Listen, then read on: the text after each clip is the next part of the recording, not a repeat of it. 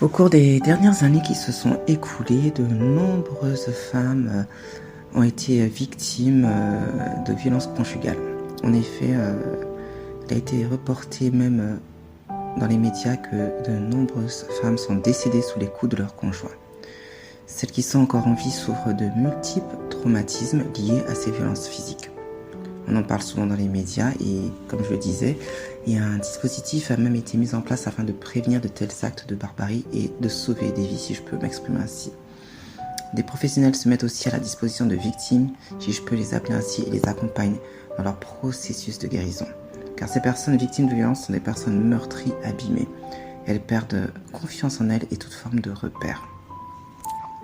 Donc, comme je le disais, aujourd'hui, nous faisons face à de nombreuses personnes qui ont été violentées physiquement.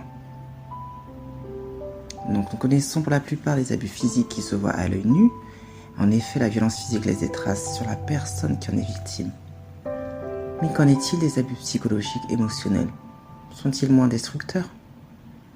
Qu'ils soient visibles ou invisibles, les abus peuvent détruire une personne. Nous n'en mesurons pas souvent les conséquences. La violence ou le harcèlement psychologique n'est pas un mythe. De nombreuses personnes en souffrent et ne peuvent être ignorées.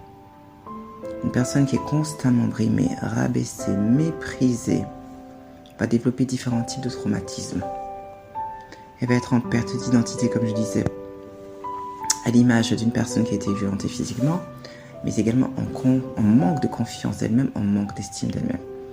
Et cette personne va même éprouver d'énormes difficultés à se construire, à se stabiliser sur le plan émotionnel, personnel, familial et professionnel bien plus tard. Elle aura beaucoup de mal à se projeter dans l'avenir et à se réaliser. C'est une des raisons principales pour lesquelles elles doivent être prises en charge, toutes ces personnes-là, dès que les premiers signes sont détectés. Devons-nous apprendre à discerner ce genre de personnes afin de pouvoir leur apporter un véritable soutien? Et toutefois, si nous n'y arrivons pas, nous ne devons pas hésiter à les diriger vers un professionnel. C'était aujourd'hui le thème de ce podcast, vraiment pour,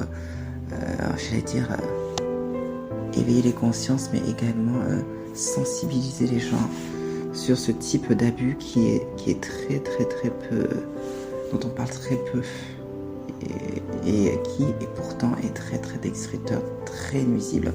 Aujourd'hui, il faut voir des personnes dans la société, des personnes qui sont financièrement bien assis, qui ont des belles carrières professionnelles, mais qui peinent à s'épanouir, qui peinent à pouvoir se renouveler, qui peinent à pouvoir en fait s'affirmer. Parce qu'elles ont souffert de ces abus, peut-être dans leur enfance, et ces personnes-là n'ont pas été accompagnées réellement, n'ont pas guéri de certaines blessures liées à ces abus. Et c'est des personnes qui aujourd'hui, à leur tour, parfois peuvent être nocives pour d'autres. Et c'est une des raisons pour lesquelles ces personnes-là doivent être prises en charge. Et j'invite également toutes ces personnes-là également à se tourner vers une personne de confiance, vers un professionnel de santé pour œuvrer à leur guérison. Parce que ces personnes-là vont avoir un effet destructeur également sur leur environnement familial, leur environnement professionnel. Et j'ai envie de dire que ces personnes-là parfois auront même du mal à se réaliser pleinement, à s'accomplir et même à fonder un foyer et à être stable émotionnellement. Donc nous ne devons pas nous négliger ces personnes-là, mais lorsque nous discernons un mal-être quelconque chez une personne, vraiment creuser, essayer d'aller en profondeur vraiment, et sonder cette personne-là, vraiment échanger avec cette personne-là afin de pouvoir la mettre en confiance et que cette personne puisse s'ouvrir à nous et en parler ouvertement.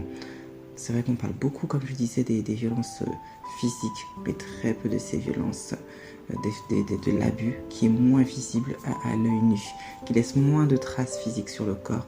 Mais ce n'est pas parce qu'on parle moins d'un fait qu'il n'existe pas, qu'il faut l'ignorer. Voilà, j'espère avoir pu toucher une personne aujourd'hui et avoir pu également persuader une personne à en parler. Ne restez, si vous souffrez d'abus psychologiques et ou émotionnels, ne vous murez pas dans le silence, ne restez pas isolés mais je vous invite à vous rapprocher d'un professionnel et à en parler. C'est très très très important. Voilà, je vous souhaite une très belle journée et je vous dis à bientôt pour un autre podcast.